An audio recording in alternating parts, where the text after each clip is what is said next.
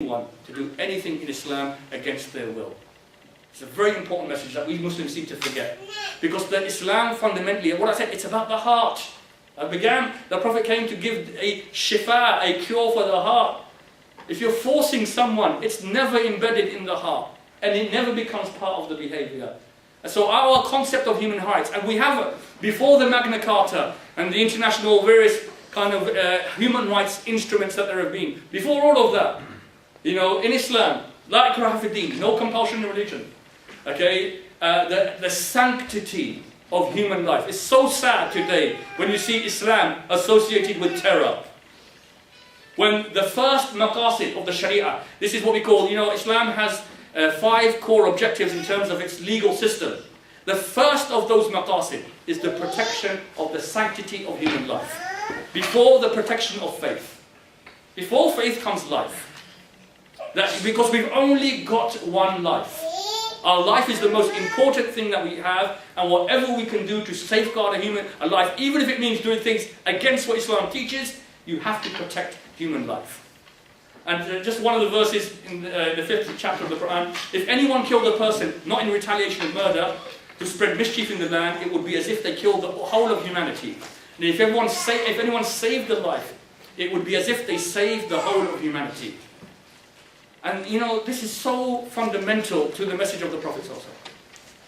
If you killed a person, you killed the whole of humanity. One life. It's very sad in the world, we see an imbalance in the world. That black African lives are not the same as white European lives. You know, I do a lot of work in relation to Central Africa and Congo. 6 million people, when I talk to young people about it, 6 million people died in the Central African War in Congo. 6 million people. Did anyone hear about it? We haven't even heard about that. You know, and again, it shows the imbalance that we have. We're not attuned to the reality, you know, to the lives of human beings, to really what's important to human beings. To save a life is as if you save the whole of humanity as well. So these are the important human principles. And again, throughout Islam, believers be dutiful to Allah and be bearers of just witness. So from this we take, and the Prophet ﷺ, he administered this in his time, that he was the arbitrator, he was the judge, the hakim. And so all manner of people, they came to him, Jews, Christians, Muslims, they came to him for his determination, for his judicial ruling. And he would deal with them, and he would deal with where it was, you know, he would side on the side of the Jewish people or on the Muslim, whatever. It was based upon the fundamental principles that you cannot compromise on social justice. And some Muslims, they would get upset by, why is he ruled over a Jew over me? And how the Prophet, he said that, you know, even if it was his own family, he would rule against them if they had done what which.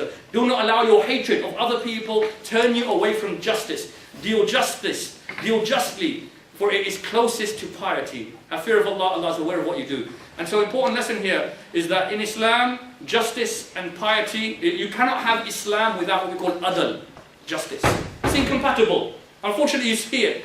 And I have to commend, really, British society in many ways has more justice, social justice, than we find evident in many Muslim countries around the world.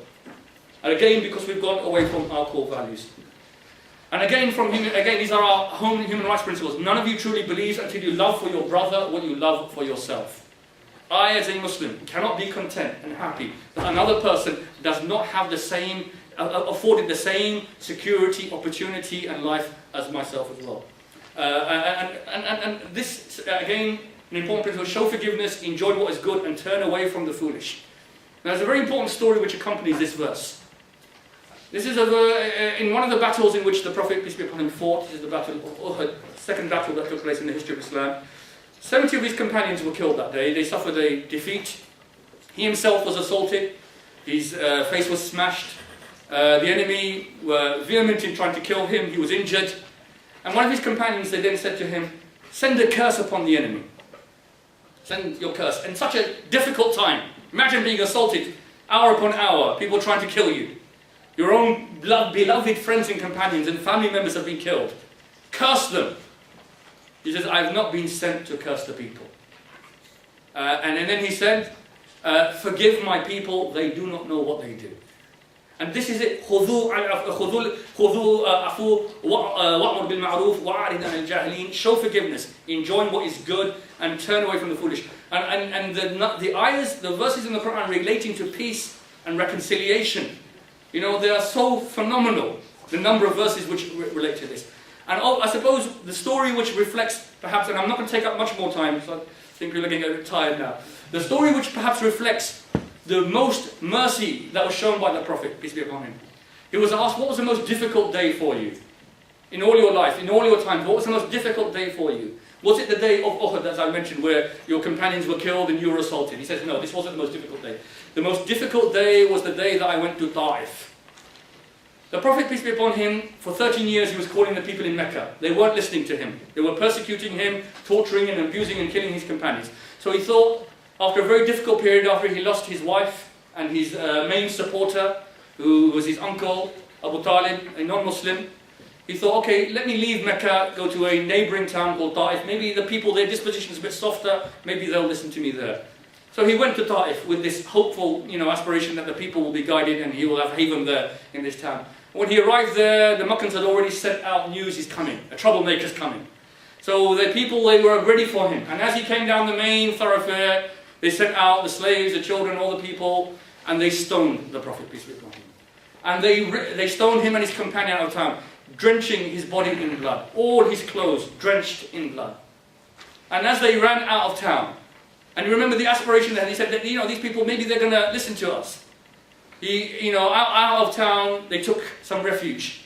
And Gabriel, the archangel, came to him and said, Allah has commanded the angel of the mountain. There was a mountain there. Allah has commanded the angel of the mountain that if you want these people to be destroyed, if you want this mountain to collapse upon them and destroy them, that angel is at your command. And then the Prophet, he says, no, I've not been sent to take revenge on the people. And he says, perhaps from them will come a people who do believe in Allah. And the optimism, the hope that from them will come. And he said that, and so he again forgave those people. What a difficult, he said this was the most difficult day for me. Show forgiveness, enjoy what is good, and turn away from the foolish. And if they incline towards peace, then also incline towards peace. Put your trust in Allah. He is hearing. And so this relates to an event which took place in the 6th year of the Medina period. A number of battles had been fought. And then the Prophet had an opportunity to sign a treaty. And this again challenges the notion of Islam and that the Prophet was a warmonger. Because if he was, then he would continue to fight. They were at that point gaining an ascendance as well. And so peace was offered. This is known as the Treaty of Hudaybiyah. Peace was offered. And in this peace treaty, what was interesting about this peace treaty is that the conditions of this peace treaty were so unfavourable. It was so one-sided in favour of the non-Muslims. It was such not only was it unfavourable, it was also humiliating. It was humiliating to the Prophet and the early companions. So imagine this, that you're offered a peace treaty, the peace treaty is so one-sided. What did the Prophet do? What is it? If they incline towards peace, then also incline, because peace is more important. The objective of creating an environment of security is much more important than the conditions of the treaty. That's the treaty. This is what Islam teaches. And that's why throughout the history of the Prophet, he engaged in treaty after treaty after treaty with people who were his adversaries. So they engaged in that treaty. And between the 6th and the 8th year, there was peace in Arabia. And in those 2 years, more people embraced Islam, converted to Islam in those 2 years than the whole of the period before that. And then in the 8th year, they marched on Mecca and conquered Mecca in a bloodless conquest. So again, this whole notion, this is why the reactive mindset of violence breeds violence is so antithetical to the example of the Prophet. I just want to go into one more, so just to give you an idea, we spoke about rights for women. I'm just going to talk one more thing and then we'll close it, open up to questions. So this is to give you an idea of the rights that Islam began with. And this is the reform agenda it began with. And so when you look at that, very comprehensive. And it's so sad, and for me, having worked in human rights for many, many years, it's so sad that when you go into Muslim countries, you don't see these rights. And Muslims are confused, and therefore, and they've become dispossessed. And the only way to reform those societies isn't by outwardly enforcing democracy or an outside reform agenda, is by returning to our original visionary reform agenda. And that's why, you know, if we can inculcate how the Prophet, he changed a society, as I mentioned, who buried their own daughters alive. In 23 years, he took that society of people with the most debaucherous beliefs and practices, okay, to become a model society for all of humanity. And I just want to finish with a last point. And this is about, and anyone who's interested, I'll give this PowerPoint. It's got about 100 slides on it. I'll give this PowerPoint. I'm quite happy to share this PowerPoint with anyone. Context of relations between men and women. You see, look, in Arabia at that time, and this was not just in Arabia, this was really the paradigm across the world in terms of how are women to be seen. How are women seen in that society? And generally women were chattel. If you happened to be in a wealthy family, then you were in a better position, but mostly women were oppressed, okay, victimized, abused, manipulated, and that was the reality for most women. And that was the case in Arabia as well. Then Islam came, and not only did it come, and the Quran is unprecedented, because when the Quran, it refers to humanity, it refers to it in three ways, three descriptions. O mankind, ya ayyuhan nas, O who you believe, ya ayyuhalladhina amanu. And innamal mu'minina wal mu'minat, and believing men and believing women. So as a religious book, you know, the Quran is unique, because when it refers to men, it refers to women exactly in the same. No other religious book refers to men and women together in the same way, explicitly mentioning, okay, that you know, before Allah, men and women are completely equal. And have that distinction. Even in the Quran, there's an unprecedented, there's a whole chapter called An-Nisa, on women. And there's a chapter called Maryam, about who we regard as the greatest woman. So it's interesting, the new paradigm of relationship between men and women. The believers, men and women, are awliya of one another. Helpers, friends, and protectors of one another. They enjoy what is good, forbid what is evil, and perform the prayers, and give the charity, etc., etc. And you see this in the reality of the Prophet's men. All of the women that he were in his community, were empowered women. They are our role models today. And I mentioned about Aisha radiallahu anha, one of the greatest scholars of Islam. And that's why it's so sad. When did we lose this? Where are our female scholars? Where are the women who are empowered in our public life? Where are they? For the last 5 centuries, we haven't had, and this is the sad thing of us having lost this. Women are the sisters of men. This was different. This was a completely different paradigm for that society. That women are your awliya, they are your friends, protectors, helpers. And I always say this, and sometimes I get a bit, there's a statement out there, it goes, that behind every successful man there's a woman. Yeah, you've heard this?